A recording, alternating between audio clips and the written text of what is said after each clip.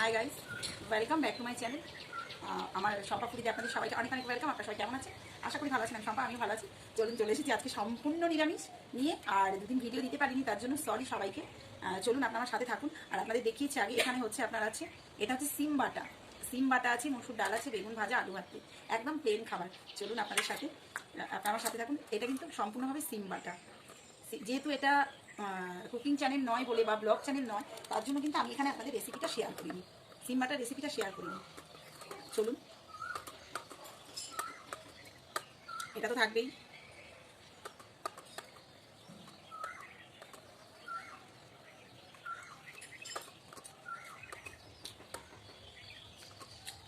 আহা, সোনামা বসেছে আমার পাশে। আমি মেয়ে ছাড়া খাই না, জানেন আপনারা, কিন্তু আমার সোনামা আসবে না।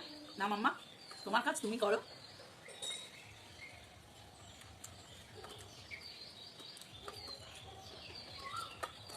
আপনাদের আমার এই সিম বাটার রেসিপি যদি দেখতে হয়, অবশ্যই আমার আরেকটি ব্লগ চ্যানেল আছে, শম্পা দাস, আমি লিঙ্ক দিয়ে দেবো। আপনারা অবশ্যই ওতে কিন্তু চলে যাবেন সিম বাটার রেসিপি দেখতে।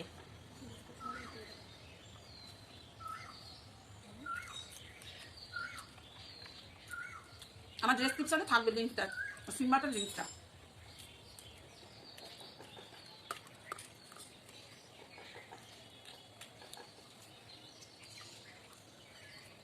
ওই জন্য ভাত খাওয়া যাবে।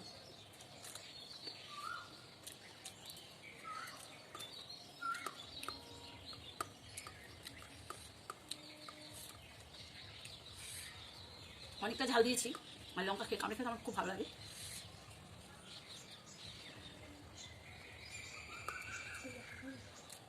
যেহেতু মিষ্টি মাছ খাই না, তাই জন্য আমার একটু অসুবিধা হচ্ছে।